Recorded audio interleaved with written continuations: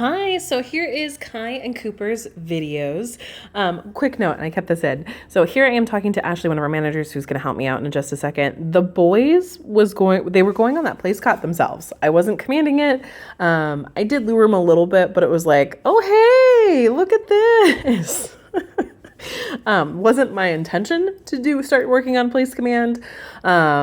We were talking honestly about thresholds and leash skills and what I was looking for between the two boys with her, but it was a cool side effect of like, hey, they're ready to work, they're ready to do something. Both of these boys are so sweet. Like, they're just so sweet. But this video is about 7 minutes long. I do have it sped up because it's actually like an 18-minute snippet of training. So this is one of our sessions that we did. So just a heads up, like, it's not all of our sessions, it's only a snapshot of it.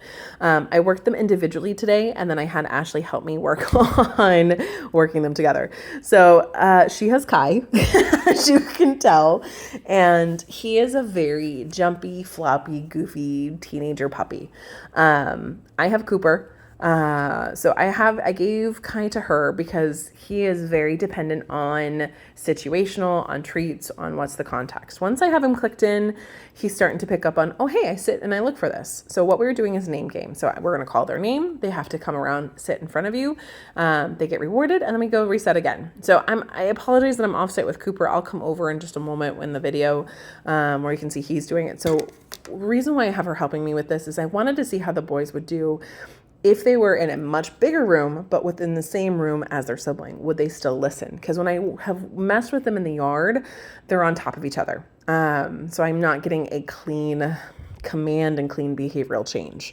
So this is a controlled variation. And this is also after I worked with both boys individually. So I know, hey, they understand it individually, but can they handle it when my sibling is here? And this is more real life at home. And we'll talk about integration at home with both dogs versus one dog and how to help stack it up at home. So here I move over to here for Cooper. Now, Cooper is definitely anticipatory. He knows, hey, if I sit, I'm going to get that treat. Kai is getting it in the background. You can kind of see it, where he's like, oh, hey, this is what I do. And he's not jumping up on Ashley as much. And he does want to go to his brother, but he does stop and redirect. Now, both boys are a little chompy and getting treats. You'll see Ashley and I talking with our hands a little bit of like, what's the best way to do this without getting a chomp? We'll keep working on this. We'll keep working on that easy command. They're just so excited. I'm honestly not entirely surprised. Now, Kai does put on the brakes a little bit. Right here, we're working on leash commands. This is where we're teaching them tension and release on a slip lead. So that way it's, hey, when I feel tension, I need to focus. And when there's looseness, I'm doing great. Now, Cooper does get distracted, but he does go with me. Kai... I don't know if you saw that derp tongue before she stopped. Kai puts the brakes on about halfway through, or he jumps and like, I'm going to do pa, pa, pa, pa, pa as we do this. When I had him and worked with him, that's where it was, nope, we're going to do this. Nope, we're going to do this. It was a lot of high intensity redirection. Now we do let the boys play to have a reset, and we do switch the boys. So here she's taking Cooper. I now have Kai, and you can kind of see me working in the background. And we're talking about different techniques and teaching them, hey, the difference between tension and release, as well as if we're going to reward with treats. Cooper definitely picks up on these a lot faster. And that's truly, I want to say, age. It's just building up his thresholds of reactivity or barking or things along those lines. He has to like, what's in it for him, but also does he have trust with the people that are working with him? He is definitely going to be a trust-based dog, which isn't a bad thing. It's a very typical shepherd thing. And he's willing to work with anyone. It's just building up the repetition for him. Kai, we have to get the brain cell clicked in. He does have brain cells. He has more than he probably should because they all talk to him all at once.